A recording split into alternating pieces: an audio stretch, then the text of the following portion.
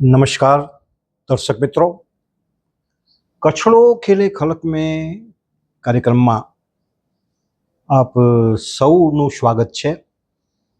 હું કૃષ્ણકાંત ભાટિયા। મિત્રો, મને કવિ વેણીભાઈ પુરોહિત એની બે કાવ્ય પંક્તિઓ યાદ આવે છે કે આપણામાંથી કોક તો જાગે આપણામાંથી, કોઈ જાગે કે ન જાગે, કોઈ શું જાગે, તું જાગ્યો તો તું જ થા આગે, તું જ થા આગે। આ કાવ્ય પંક્તિઓ મને એટલે યાદ આવી કે આમાં કવિએ જાગવાની જે વાત કરી છે એ કોઈ ઊંઘમાંથી જાગવાની વાત નથી। ઊંઘમાંથી તો આપણે બધા દરરોજ જાગીએ છીએ, પણ આ સમાજમાં કેટલાક વ્યક્તિત્વ એવા હોય છે કે જે આ કવિ કહે છે એ પ્રમાણે જાગે છે, અને એમની જે જાગૃતિ છે એ જાગૃતિ એ સમાજને કંઈક એવું આપી જાય છે, સમાજ માટે એવું કંઈક પ્રદાન કરી જાય છે કે જે સર્વોત્તમ હોય છે। ક્ષેત્ર કોઈ પણ હોય, એ ક્ષેત્ર કોઈ ઉદ્યોગનું હોય, એ ક્ષેત્ર કોઈ સર્જનનું હોય, એ ક્ષેત્ર કોઈ સંગીતનો હોય, પણ આવા જાગનારા જે માણસો છે એ માણસો આ સમાજને જે પ્રદાન કરે છે એને સમાજ કદી ભૂલી શકતો નથી। તો મિત્રો, આજે આપણી વચ્ચે મા ન્યૂઝના કછડો ખેલે ખલક મેં કાર્યક્રમમાં સંગોષ્ઠી માટે જે પર્સનાલિટી આપણી વચ્ચે આવ્યા છે એ છે અમીબેન શ્રોફ। અમીબેન, આપનું ખૂબ ખૂબ સ્વાગત છે। અમીબેન સૃજન અને LLDC એના ડાયરેક્ટર છે। આ સૃજન એટલે કાંતિશનભાઈ શ્રોફને અહીંયા યાદ કરું, કાકા, અને ચંદાબેન શ્રોફ કાકી, કે એમણે આ જે સૃજન છે એ સૃજન ઘણા બધા આદર્શોથી, ઘણા બધા સમર્પણથી અને ઘણી બધી પોતાની કાર્યનિષ્ઠાથી એક એવું ક્ષેત્ર ઊભું કર્યું કે જેણે કચ્છની મહિલાઓને પગભર કર્યા, એમને રોજગાર આપ્યો, અને એ કાકા અને કાકીએ સેવેલા જે સ્વપ્નો છે એ સ્વપ્નોને સાકાર કરવા માટે અત્યારે અમીબેન એ કામ કરી રહ્યા છે। સૃજનના માધ્યમથી એમ્બ્રોઇડરી ક્રાફ્ટનું જે કામ છે, અને અત્યારે એ પણ યાદ કરી લઉં કે આ કામ માટે ચંદાબેન શ્રોફને 2006માં રોલેક્સ એવોર્ડ મળ્યો હતો। ભારતીય પ્રથમ મહિલા હતા એ રોલેક્સ એવોર્ડ મેળવનાર। એટલે આ સૃજન કે LLDC એની પોતાની એક ગરવાઈ છે, અને એ ગરવાઈથી એ આ સંસ્થા કામ કરે છે। આ બંને સંસ્થા વિશે આપણે એમની સાથે જ્યારે સંગોષ્ઠી કરીએ છીએ ત્યારે આપણે જાણશું। તો અમીબેન, મારો પહેલો જ પ્રશ્ન એ કે સૃજનની જે સ્થાપના થઈ, મને લાગે છે કયા વર્ષમાં? 1969માં। 1969માં। તો એ 1969માં જ્યારે સૃજનની સ્થાપના થઈ ત્યારે એની પાછળનો મુખ્ય હેતુ શું હતો? કાકા કાકી કચ્છ આવેલા, અહીંયા રામકૃષ્ણ મિશનનું એક રસોડું ચાલી રહ્યું હતું ધાણેટીમાં। દુષ્કાળ હતો, 5-6 વર્ષનો દુષ્કાળ થયેલો, અને ત્યારે રામકૃષ્ણ મિશનવાળાએ પપ્પા સાથે વાત કરી કે તમે ઇન્ડસ્ટ્રીયલિસ્ટ છો, અહીંયા ઇન્ડસ્ટ્રી ખોલો, કેમ કે અહીંયા અવારનવાર મદદની જરૂરિયાત હોતી હોય છે, પણ અહીંયા કોઈ બી ઇન્ફ્રાસ્ટ્રક્ચર નહોતું કે ઇન્ડસ્ટ્રી તે પોઈન્ટે ખોલી શકાય। અને મારા મમ્મી ચંદાબેન શ્રોફને વિચાર આવ્યો કે અહીંયા કંઈક કામ કરવું હોય તો જે ગામડાની બહેનો છે બહુ જ સરસ ભરતકામ પહેરીને ફરે છે, પણ એમને ખબર જ નથી કે આ માધ્યમથી એ લોકો કમાઈ શકે, એ લોકો ખાલી પોતાના કપડાં ડેકોરેટ કરે છે। તો વાત એમની પાસે મૂકી અને એનાથી સૃજન શરૂ થયું। પહેલાં લાગ્યું હતું કે ખાલી 1 કે 2 વાર મદદ કરવી પડશે અને કોઈને મદદ લેવી નથી, એટલે સાથે આપણે ચાલીને કામ કરીએ એ વિચારથી શરૂ થયું। અને 1-2 વર્ષમાં એને એટલા બધા અલગ અલગ આહિર, મેઘવાડ, ગુર્જર ગામોથી પોસ્ટકાર્ડ આવ્યા કે રિયલાઇઝ થયું કે ના, આ કામ તો શરૂ જ રાખવું પડશે। અને પછી મારા મમ્મી અને એમની સાથે 2-3 જોડીદારો એ લોકો કચ્છના એકદમ છેવાડાના ગામો શોધ્યા. બહેનો જેની અંદર કમ્યુનિટીની અંદર એક એમ્બ્રોઇડરીની ઓળખ હતી અને ભરતકામથી એ લોકો પોતાના કપડાં, પોતાના ઘરની વસ્તુઓ ડેકોરેટ કરતા. પણ કોઈ દિવસે વિચાર નહોતો આવ્યો કે આનાથી કંઈક કમાઈએ. એ બધી બહેનો સાથે કામ કરી અને એ લોકોને ઇકોનોમિકલી તો પગભર કર્યા, પણ એક સોસાયટીમાં એક અલગ દરજ્જો મળ્યો. કેમ કે માલધારી હોય અને ખેડૂત હોય તો દર મહિને પૈસા ન મળે, ક્યારેક સિઝન ખરાબ હોય તો જરાક બી ન મળે. જ્યારે સૃજનમાંથી એ લોકો એકદમ રેગ્યુલરલી કમાવા માંડ્યા અને એને કારણે ગામડામાં બી એ લોકોનો જે ફાળો આવ્યો એ આખા ગામડાને બદલાવાનું કામ કર્યું. તમે સૃજનમાં ક્યારે જોડાયા અને સૃજનમાં જોડાવા માટે તમને કોઈની પ્રેરણા મળી ખરી? હું 8 મહિનાની હતી ત્યારથી મમ્મી મુંબઈથી કચ્છ આવે, મને લઈને આવે અને હું ગામડાઓમાં બધા બાળકો પ્રાણીઓ સાથે રમું. સમર વેકેશનમાં આવીએ, દિવાળી વેકેશનમાં આવીએ, સ્કૂલ શરૂ થઈ એના પછી 1-2 વેકેશન. એટલે હું, મારા ફ્રેન્ડ્સ, કઝિન્સ બધાએ સૃજનમાં કમ્પલસરી વોલેન્ટિયર તો કરવું જ પડે. કાંઈ નહીં તો એક્ઝિબિશનના પોસ્ટકાર્ડ પર સ્ટીકર લગાડો કે એક્ઝિબિશનમાં જઈને હેંગર પર વસ્તુઓ લગાડો. ઓફિશિયલી હું 1998માં જોડાઈ 1998. અને એ એક સૃજનમાં એક દોરાજી ટાટા ટ્રસ્ટ સાથે એમના ફંડિંગથી એક પ્રોજેક્ટ શરૂ કરેલું. સૃજને કોઈ દિવસ ફંડિંગ નહોતું લીધું. ફર્સ્ટ ટાઈમ આ પ્રોજેક્ટ એક એવો હતો કે સૃજનના પૈસાથી આખો કમ્પ્લીટ થઈ શકે એવો નહોતો. એટલે દોરાબજી ટાટા ટ્રસ્ટ સાથે ફંડિંગની પાર્ટનરશિપ લીધી અને એક મોબાઈલ મ્યુઝિયમ શરૂ કર્યું. તે પોઈન્ટે દુનિયામાં ક્યાંય બી મોબાઈલ મ્યુઝિયમ બન્યું નહોતું અને મમ્મી અને પપ્પાએ મને કીધું કે ના, તું જોડા અને દુનિયામાં વધારે ફરીને શીખ. એટલે ઘણી બધી જગ્યા પર આપણે લખ્યું. બધાએ કીધું કે મોબાઈલ મ્યુઝિયમ ન થઈ શકે, ગાંડપણ છે. હવે ઘણા મોબાઈલ મ્યુઝિયમ છે, પણ એ જમાનામાં સાવ ગાંડપણ કીધેલું અને મમ્મીને એ વધારે ચેલેન્જિંગ લાગે કે ના, અમે તો કરીને દેખાડશું છે.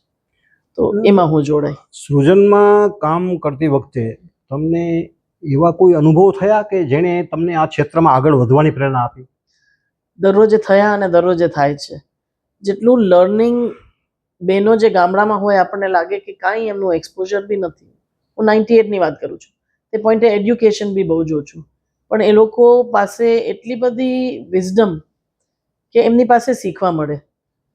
કોન્સ્ટન્ટલી કારીગરો સાથે જે જઈને એમની જિંદગી, એમની નિખાલસતા અને એમની ખુશી જોઈએ, એનાથી ખબર પડે કે જિંદગીમાં અને સૃજનમાં આ જ કરવું છે. કેમ કે દરરોજે કેટલું બધું નવું કરવા મળે અને આવા સરસ સાથીદારો હોય તો ખૂબ મજા બી આવે. અમીબેન, હસ્તકળાના માધ્યમથી તમને એવું કેમ લાગ્યું કે આના લીધે આપણે જે ગ્રામીણ વિસ્તારની બહેનો છે એના જીવનમાં કોઈ આમૂલ પરિવર્તન લાવી શકશું?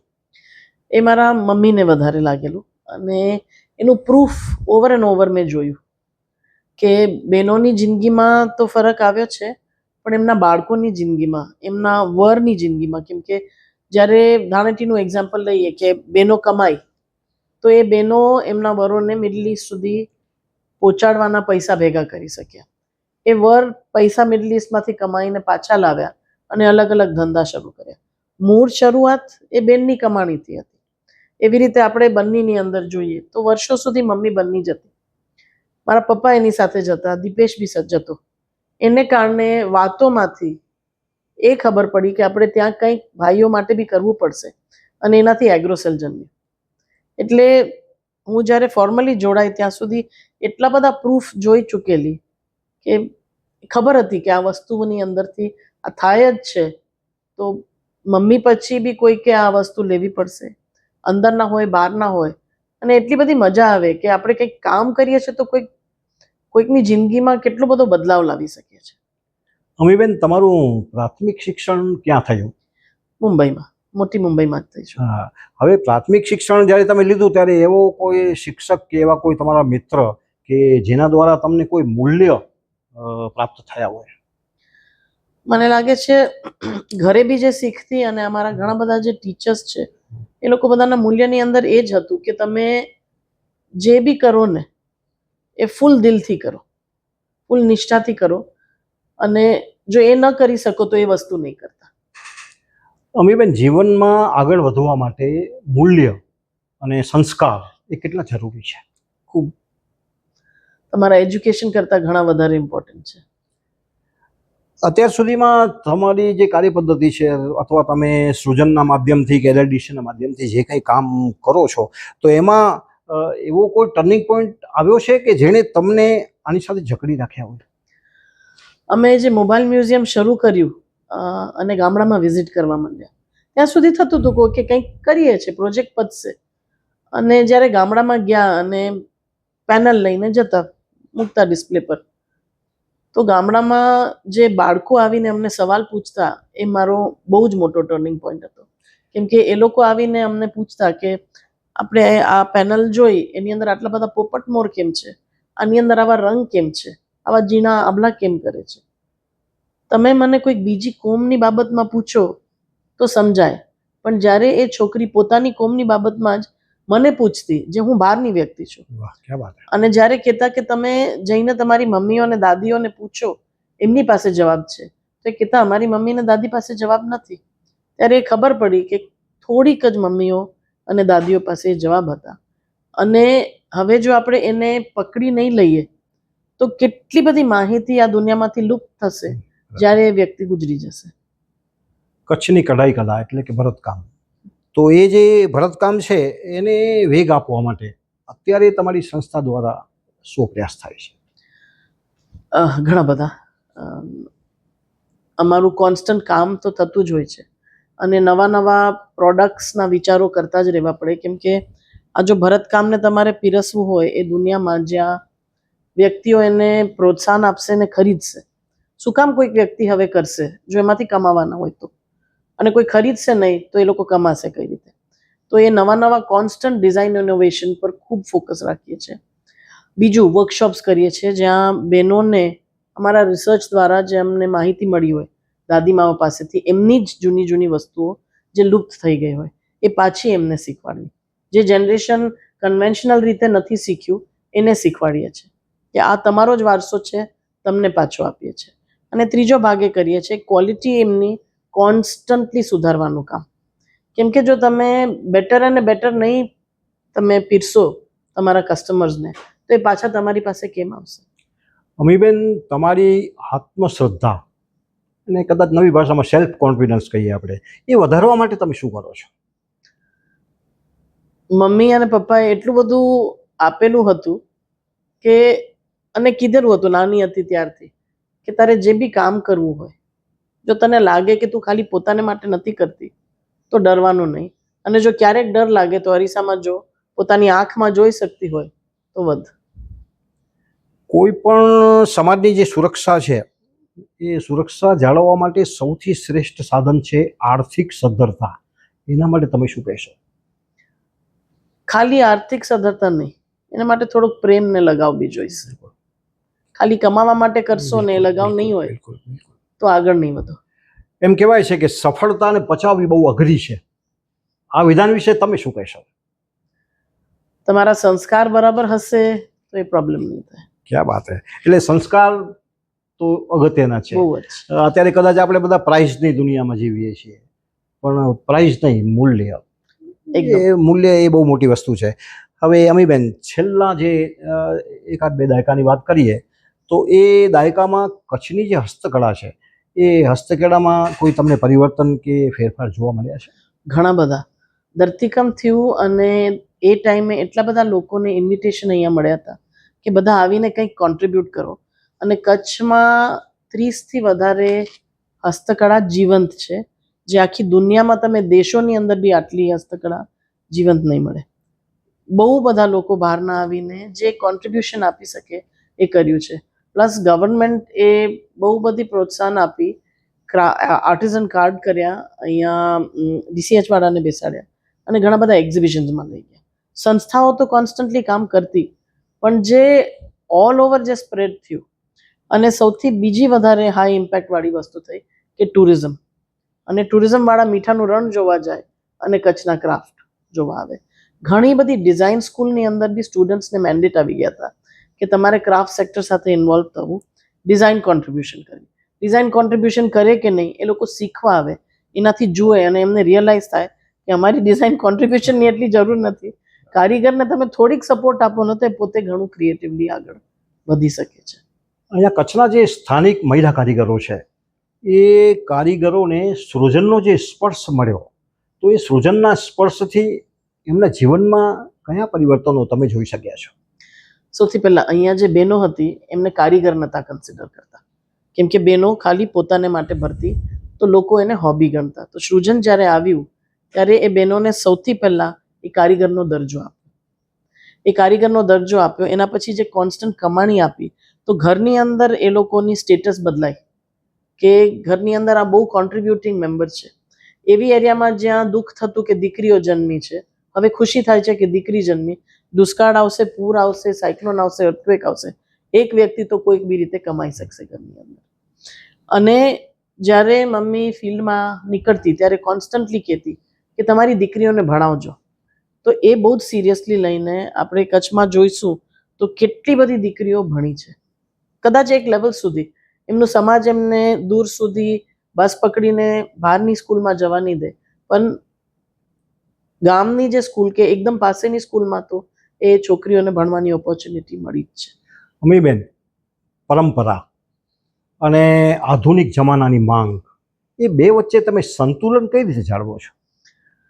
પરંપરા જે હતી એ કોન્સ્ટન્ટલી ઇવોલ્વિંગ હતી, એ કોઈ દિવસ સ્ટેટિક નથી. તો જે એમની આવડત છે, એમની મૂડી છે, એમની આલ્ફાબેટ કે ટૂલ કિટ છે, એ ટૂલ કિટને જ વાપરીને જે બી આપણે ઇનોવેશન કરીએ એ સાથે જો રાખીને કરીએ ને એ ટૂલ કિટને એકદમ બરાબર રીતે સમજીએ, કમ્યુનિટીને સાથે રાખીને ઇનોવેશન કરીએ તો ઘણું બધું થાય છે. કેમ કે એ લોકો બી આતુર હોય છે કે કંઈક નવું કરવું છે, કંઈક નવું કરવું છે. મારી આવડત આ બધી છે. આપણે જેવી રીતે કહીએ કે આપણી લિપિ હોય, તો ગુજરાતીમાં તમે ખાલી 2 સેન્ટેન્સ લખી શકો છો એવું નથી. કેટલા બધા કાવ્ય, કેટલી બધી નોવેલ લખાઈ છે. આ એવી જ રીતની વસ્તુ છે કે તમે આલ્ફાબેટ વાપરી અને કેટલા બધા નવા ઇનોવેશન્સ કરી લો છો. LLDCની સ્થાપના, એની જરૂરિયાત કેમ લાગી? મમ્મીને જે 2006માં રોલેક્સ એવોર્ડ મળ્યો અને ધરતીકંપ થયું, એ પીરિયડની વચ્ચે ઘણા બધા મમ્મીને વિચાર આવેલા કે આપણે અહીંયા કચ્છમાં જો સૃજન ન હોત કે સૃજન ખતમ થઈ ગયું હોત તો ડિઝાઇન ક્યાંથી આવી હોત કારીગરો માટે. અને ખાલી એમ્બ્રોઇડરી નહીં, ઘણા બધા બીજા કારીગરોમાં બી અમે કોન્ટ્રીબ્યુટ કરતા. તો એ એક ડર બી બેસી ગયો હતો કે આપણે કંઈક અહીંયા કરવું પડશે કે બહારના લોકો બી કોન્સ્ટન્ટલી આવે અને અહીંયાના લોકો બી એક લેવલ પોતે પગભર હોય ઇનોવેટ કરવા માટે. એ વિચારો કોન્સ્ટન્ટલી ચાલતા હતા કે કંઈક ડિઝાઇન સ્કૂલ, કોઈક એક સ્પેસ ખોલીએ જ્યાં બધા લોકો આવીને સાથે મળી ઇક્વલ્સ તરીકે કંઈક વધારે, કોઈક ઉપર કોઈક નીચે એમ નહીં, કારીગર હોય કે ડિઝાઇનર હોય કે આર્ટિસ્ટ હોય, બધા ઇક્વલી. અને પછી જ્યારે રોલેક્સ એવોર્ડ મળ્યો ત્યારે ઘણા બધા જે બહુ બધા લોકોને ભેગા કર્યા, બધા ક્રાફ્ટવાળા, ખાલી એમ્બ્રોઇડરી ક્રાફ્ટ નહીં. તો એ લોકો બધા આવીને કહી ગયા કે તમે જે વસ્તુ ક્રાફ્ટ નથી અને જે કારીગર નહોતા, થોડો ગુસ્સો આવ્યો તો એ પોઈન્ટે, કેમ કે એ લોકો એમ્બ્રોઇડરી ને ક્રાફ્ટ નહોતા ગણતા. પછી સમજાવ્યું કે આ વસ્તુ કોઈ દિવસ પેઢી દર પેઢી કોમર્સ માટે નથી વપરાય. એટલે તમે એવો એક સેક્ટર પકડ્યો જે કમ્પ્લીટલી એવો હતો કે ઓર્ગેનાઇઝ નહોતો અને મન ફાવે ત્યારે કરવું હોય, ફ્રી ટાઈમ હોય ત્યારે કરે, અને એમને આટલા આગળ સુધી પહોંચાડ્યા. તો અમને બી ક્યાંક કોઈક એક ઓપોર્ચ્યુનિટી આપો આવી. બધાને ભેગા કર્યા અને વાતો કરી કે શું ઓપોર્ચ્યુનિટી. કીધું કે એક જગ્યા ખોલો જે એક ડિઝાઇન સ્કૂલ જેવી હોય, એક ટ્રેનિંગ ને વર્કશોપ હોય, અંદર મ્યુઝિયમ હોય, જાત જાતની વસ્તુ. બહુ મોટું વિશલિસ્ટ હતું. એમાંથી અમે બધાએ પછી સાથે ભેગા થઈને, એટલે LLDC ખાલી અમારા વિચારથી આવ્યું છે કે મમ્મી પપ્પાના વિચારથી આવ્યું છે એવું નથી. કચ્છના ઘણા બધા જે વડીલ કારીગરો છે એ લોકોના બી વિચારમાં સંકળાયેલા છે. તમે LLDCને માત્ર મ્યુઝિયમ નહીં પરંતુ living and learning design centre કહો છો, એની પાછળ કોઈ ખાસ કારણ ખરું? કેમ કે મ્યુઝિયમ એનો એક ખાલી પાસો રહેવાનો હતો. વાહ, ક્યાં વાત! અમારું રિસર્ચ વિંગ ખૂબ મોટું છે મ્યુઝિયમ ને ગેલેરી કરતાં. અમારા વર્કશોપ્સ અને ટ્રેનિંગ ક્લાસીસ બી. જે સ્કૂલ છે એ હવે અમે ખોલશું સ્લોલી 2-3 વર્ષની અંદર, જેની અંદર જે બી વ્યક્તિએ ક્રાફ્ટ શીખવું હોય, એવું નથી કે કોઈ કારીગરના દીકરાએ જ કારીગર બનવું પડે. આપણે એવું નથી કહેતા ને ડૉક્ટરનો દીકરો ડૉક્ટર બને, પ્લમ્બરનો દીકરો પ્લમ્બર બને, લેખકનો દીકરો લેખક બને. જેને બી જે બનવું હોય બની શકે. તો જેને બી કારીગર બનવું હોય, જેવી રીતે તમે આર્ટ શીખી શકો છો, આર્કિટેક્ચર શીખી શકો છો, એવી રીતે આ જગ્યા પર આવી અને તમે ક્રાફ્ટ શીખો. અને એની અંદર ઘણા બધા પાસા હોય છે. ખાલી ટેકનિકલ મેકિંગ નથી, પણ એને માટે ડિઝાઇનિંગ છે, એનું પ્રમોશન છે, એનું બિઝનેસ હેન્ડલિંગ છે, એનું ડોક્યુમેન્ટેશન છે, તમે કોઈ બી પાસામાં ફિટ થઈને એમાં આગળ વધી શકો. અને living and learning design centre એ નામ કાકાએ પાડેલું કે આપણે જીવંત વસ્તુ પર ફોકસ કરશું. કોઈ ખાલી એકેડેમિક અને એન્ટિક અને જે વસ્તુ લુપ્ત થઈ ગઈ છે એની પર નહીં, એને પાછા જીવતી કરી શકો તો હા, ડેફિનેટલી. લર્નિંગ એ તમારું કોન્સ્ટન્ટ એવરી ડે માઇન્ડસેટ હોવું જોઈએ. અને જો લોગો જોશો તો એલ અમારો વધારે ઉપર છે, એટલે એ લર્નિંગનું ફોકસ. ડિઝાઇન એટલે ખાલી ડ્રોઈંગ ને ડિઝાઇનની વાત નથી ચાલી રહી. ડિઝાઇન એટલે તમે સિસ્ટમ બી ડિઝાઇન કરી શકો, તમારી જિંદગી બી ડિઝાઇન કરી શકો. અને સેન્ટર હતું કે આ જગ્યાથી બધે આ ફેલવું જોઈએ. તમારા મગજમાં એ હોવું જોઈએ કે આ તમારી જવાબદારી છે કે તમે આ સેન્ટર પર છો. આ મ્યુઝિયમની મુલાકાતે આવતા જે મુલાકાતીઓ છે એ જ્યારે મુલાકાત લે છે ત્યારે એમના માટે કઈ બાબત એ વિશેષ આકર્ષણ રૂપ બને છે? ઘણા બધા મ્યુઝિયમમાં તમે જાઓ ત્યારે ખાલી બધી વસ્તુઓ પડી હોય, પણ અમે દરેક વ્યક્તિને ગાઈડેડ ટૂર આપીએ છીએ. ગાઈડ એને માટે રાખીએ છીએ અને તમારા ટિકિટ પ્રાઇસમાં ઇન્ક્લુડેડ જ હોય છે કે ગાઈડ એને માટે રાખીએ છીએ કે આ ઓબ્જેક્ટ બોલી નથી શકતા. તમે જેટલું કોઈકને વાંચવાનો શોખ હોય તો વાંચે, નહીં તો પછી આગળ વધે. અને તમે લખી કેટલું શકો, વાતોમાં તમે એટલી બધી વસ્તુ કહી શકો છો અને કોઈકના મગજમાં જે વિચાર આવે એના જવાબ બી આપી શકે. જો અમે ઓડિયો ગાઈડ રાખીએ તો એ ખાલી ફિક્સ્ડ ઇન્ફોર્મેશન આપશે, પણ જ્યારે કોઈક વ્યક્તિ છે એની સાથે તમે વાતો કરી શકો. અને છેલ્લે અમારું એ છે કે તમને હેન્ડ્સ ઓન એક્ટિવિટી કરાવીએ છીએ, એટલે ક્રાફ્ટ સાથે એક જોડાણ કરાવીએ છીએ. પોતે ટ્રાય કરો, પોતે સમજો કે આ કેટલું અઘરું છે કે કેટલી મજા આપી શકે એવું છે. આ બે વસ્તુથી સૌથી વધારે અમારું મ્યુઝિયમ વધારે ઓળખાય છે કે લોકો વધારે આવે છે. એક વર્ષમાં કેટલા મુલાકાતીઓ આ મ્યુઝિયમની મુલાકાત લેતા હશે? અરાઉન્ડ 12,000 થી 15,000. અમે બહુ સ્પેશિયલાઇઝ મ્યુઝિયમ છે, થોડાક દૂર છે, એટલે આખો દાડો નથી આવતો. બહુ જ ખુશ થઈશું કે 1,00,000 સુધી પહોંચીએ, પણ એમને કઈ રીતે હેન્ડલ કરશું ખબર નથી, કેમ કે જેમ મેં કીધું ગાઈડેડ ટૂર તો હોય જ છે. કચ્છની જે કલા છે એને નવી પેઢી સુધી પહોંચાડવા માટે તમે શું કરો છો? વર્કશોપ્સ અને અમારા જે ઇન્સ્પિરેશન ગેલેરીના શોઝ જે હોય છે, જેની અંદર 6 મહિને બદલાય, જે બધા માટે ઓપન છે.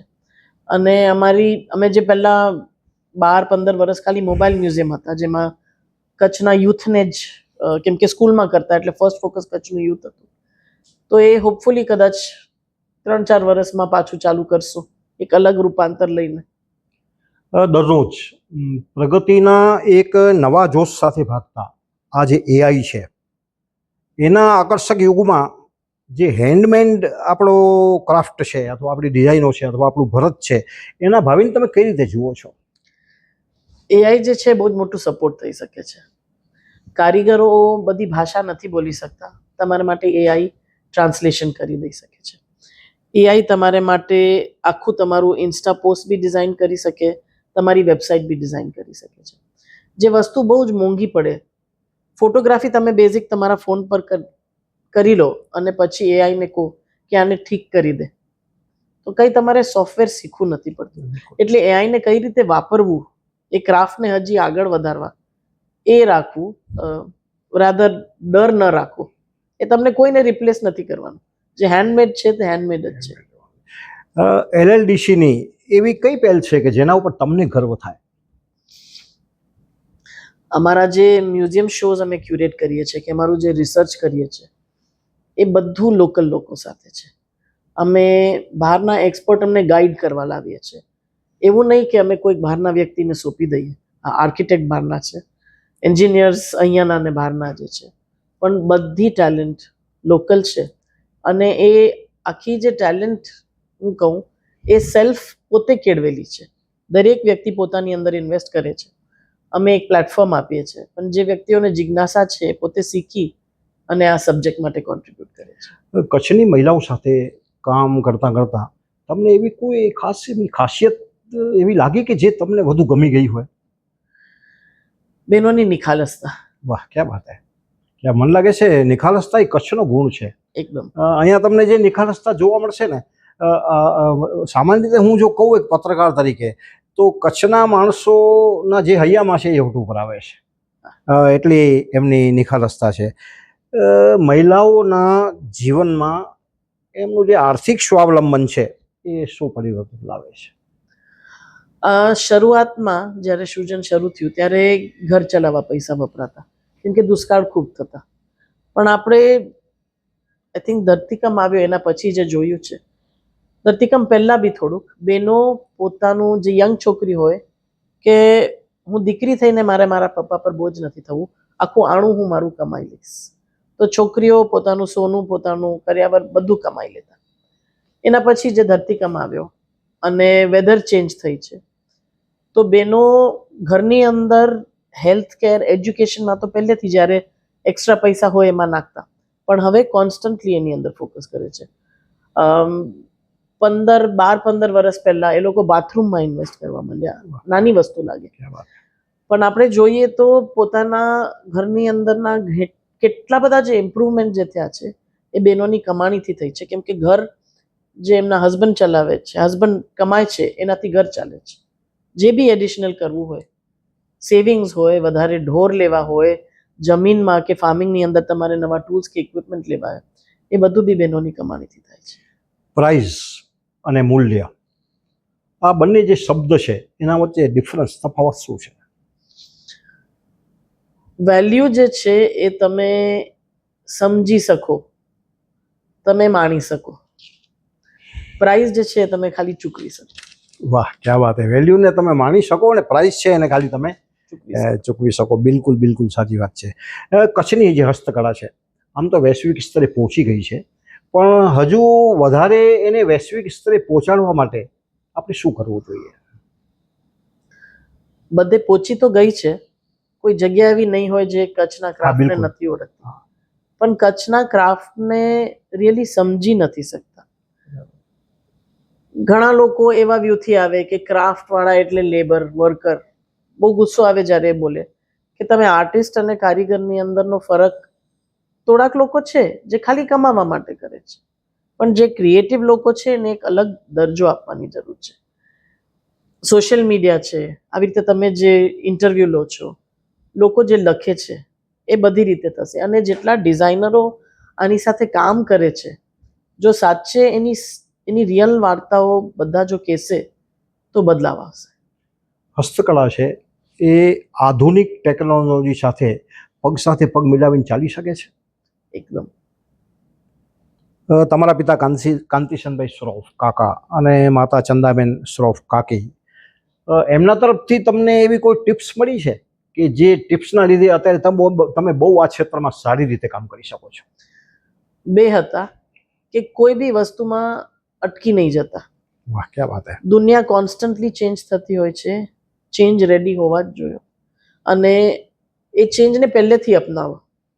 એટલે જ્યારે એક એક્ઝામ્પલ બી આપું કે જીએસટી જ્યારે અનાઉન્સ થયું, તો ઇન્ડિયામાં અમે સૌથી ફર્સ્ટ જીએસટી કમ્પ્લાયન્સ સંસ્થા હતા. વાહ, ક્યાં વાત હે!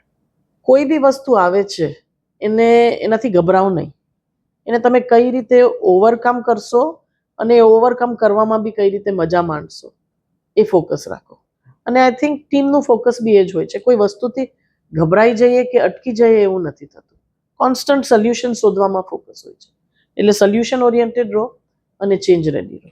એટલે જ મેં વેણીભાઈ પુરોહિતની જે બે પંક્તિઓ આગળ કહી, તો એમાં એણે એ જ કહ્યું છે, તું જાગ્યો તો તું થા આગે, તું થા આગે. એમાં એ જ વાત છે, તમે જે કહી એ જ વાત છે, કવિએ એ જ વાત કરી છે. હવે અમીબેન, તમારા જીવનમાં એવું કોઈ સૂત્ર, એવો કોઈ વિચાર કે જે તમને સતત આગળ વધવાની પ્રેરણા આપે છે? આઈ થિંક જે ઇમ્પેક્ટ સૃજનથી ને એલએલડીસી જે થાય છે એ દરરોજ જોઈએ એ જ પ્રેરણાદાયક છે. કોઈ સૂત્રની જરૂર નથી. ક્યાં વાત. કામ પર આવો, ક્યાં વાત હે! આજુબાજુમાં બધું જુઓ અને આગળ વધો. ક્યાં વાત હે!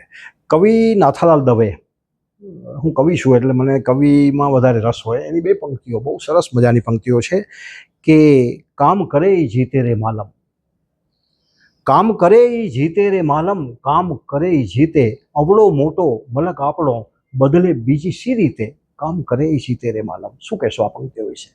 હું એકદમ અગ્રી કરીશ. એકદમ. એમાં કામની જ વાત કરી છે કવિએ કે અંતે જીત તો એની જ થાય છે જે કામ કરે છે. અને કચ્છમાં લોકોની વૃત્તિ એ જ છે કે મહેનત કરીને કમાવું, મહેનત કરીને મેળવવું. ફ્રીમાં કંઈ નથી જોઈતું. બિલકુલ. તમારા પરિવાર તરફથી તમને જે મળેલો સંસ્કારનો વારસો કે વૈચારિક વારસો એ તમારા માટે કેટલો મૂલ્યવાન છે? મારું એજ્યુકેશન જે થયું એ આ મૂલ્યોથી થયું છે. ક્યાં વાત હે, બીજું બધું લર્નિંગ કહેવાય, ક્યાં વાત. રિયલ એજ્યુકેશન આ કહેવાય. કેટલું તમે તમારું એજ્યુકેશન? બહુ નહીં, ફોર્મલ નહીં, કેમ કે પપ્પાને એ લાગ્યું હતું, થોડુંક મમ્મીને બી, પણ પપ્પા વધારે વોકલ હતા હા, કે ફોર્મલ એજ્યુકેશન લઈશ તો પોતાને તું એમ માનીશ કે થઈ ગયું મારું એજ્યુકેશન, તું મગજ ઓપન નહીં રાખે, લર્નિંગ આગળ નહીં કોન્સ્ટન્ટ રહે. એટલે ફર્સ્ટ યર બીએસસી પછી કાઢી બહુ ભંગાર રીતે ફેલ થઈ હતી. અને એમાં એ લોકો બહુ ખુશ થઈ ગયા કે હવે તને સમજ પડી ગઈ કે આમાં કાંઈ નથી, બહાર નીકળ. બિલકુલ. કેમ કે ટાઈમ પાસ કરતી હતી, ફોકસ નતો, બિલકુલ. કેટલી બોર થતી હતી એ દેખાતું હતું. તને જેમાં મજા આવશે એમાં અમે નાખીએ. અને એમને એ લોકોનું મારા માટેનું જે એજ્યુકેશન હતું ટ્રાવેલની થ્રુ થયું, ઘણા બધા નવા કલ્ચર્સ જોઈને. અને ટ્રાવેલ ઇન્ડિયામાં બહાર, રૂરલ, અર્બન કે બધું જો કોઈ બી જગ્યા પર મિક્સ થતા આવડવું જોઈએ. આગામી વર્ષો માટે સૃજન અને એલએલડીસી એ અંગે તમારી શું કલ્પના છે? સૃજન જે છે એ અમારે સૃજનની એક રીત છે કે ક્રાફ્ટને એના મૂલ્ય જાળવી ને આગળ વધારવામાં મદદ કરવી. તો અમારે જેટલા બી ક્રાફ્ટમાં એ જરૂરિયાત છે એ બધામાં પડવું છે. કોઈકમાં એકદમ ઓછી હશે, કોઈકમાં ઘણી વધારે હશે. અને જે એમ્બ્રોઇડરી માટે જે કર્યું છે એ બધા ક્રાફ્ટ માટે કરવું છે. એલએલડીસી જે છે એ અમારે જે કીધું કે અમારી જે સ્કૂલ જે હજી સુધી શરૂ નથી થઈ, એ અમારું ફ્યુચરનું ડ્રીમ એ છે કે અમારું રિસર્ચ અને અમારી સ્કૂલ એકદમ આગળ વધી જાય. અમીબેન, તમારા મતે વારસો, જેને હેરિટેજ કહીએ છીએ, એની શું વ્યાખ્યા છે? નોલેજ. બસ ખાલી knowledge? વસ્તુઓ છે હા. પણ વધારે ઇમ્પોર્ટન્ટ નોલેજ છે. કેમ કે એ તમને વસ્તુ તમારી પાસે ઓબ્જેક્ટ હોય પણ એની બાબતમાં કંઈ ખબર જ નહીં હોય તો તમે ખાલી એ ઓબ્જેક્ટને આમ જ સાચવો છો જાણ્યા વગર, એની સાથે કંઈ કનેક્શન કે લાગણી નહીં રહે. બિલકુલ, બિલકુલ. તમારી આ કર્મયાત્રા, તમારી આ કાર્યયાત્રા, એના વિશે મારે એક પુસ્તક લખવું છે. તો તમે મને કહેશો કે આનો હું શું હેડિંગ આપું? તમને કયું હેડિંગ ગમશે? એક મસ્તીભરી જિંદગી. એક મસ્તીવાળી જિંદગી. વાહ વાહ વાહ વાહ. બિલકુલ. અમીબેન, આપણી આ ઇન્ટરવ્યૂ, આપણી આ મુલાકાતમાં સમયની પાબંદી છે. બાકી તો મને લાગે છે તમારી સાથે મન મૂકીને વાતો કરવી હોય તો 2-4 એપિસોડ ઓછા પડે. પણ છતાં એવું કંઈ મારાથી રહી ગયું હોય કે મેં જે તમને ન પૂછ્યું હોય અને તમે શેર કરવા માંગતા હો અથવા કહેવા માંગતા હો તો અવશ્ય કહો. એક વસ્તુ છે, આપણે ક્રાફ્ટને જોતા હોઈએ છીએ હજી સુધી એની અંદર બંધારણો હજી બહુ છે. બહેનો જ ભરત કામ કરશે, ભાઈઓ નહીં કરે. કુંભાર કામ ખાલી ભાઈઓ કરશે, બહેનો નહીં કરે. આ બધા બંધારણ ફ્યુચરમાં તોડવા છે એવું નહીં કહીશ, પણ એને એકદમ બ્લર કરી કાઢવા છે. વાહ, ક્યાં વાત હે. અને સૃજનમાં ને એલએલડીસીમાં એ વિચારથી આગળ વધવું છે કે કોઈના તમે બાંધી ન રાખો, એ ફ્રીડમ આપો ને લોકોને વધવાનું. આપણે લીટી મોટી કરો. બસ આમ સામાન્ય રીતે માણસો બીજાને લીટી નાની ભૂસતા કરે. હોય છે, એ નહીં, આપણી લીટીને મોટી કરો કરો. એટલે બીજાને પોતાની મેળે નાની થઈ જશે. ધન્યવાદ અમીબેન, તમે મા ન્યૂઝના કચડો ખેલે ખલક મેં કાર્યક્રમ સાથે જોડાયા, અમારી સાથે સંગોષ્ઠી કરી, એ બદલ ખૂબ ખૂબ આભાર. દર્શક મિત્રો, આજના આ એપિસોડને આપણે અહીં વિરામ આપીએ છીએ. ફરી પાછા આપણે મળશું બીજા કોઈ નવા સર્જક, કોઈ નવી વ્યક્તિને. ત્યાં સુધી કૃષ્ણકાંત ભાટિયાને રજા આપશો. જય હિન્દ, જય ભારત, જય કચ્છ.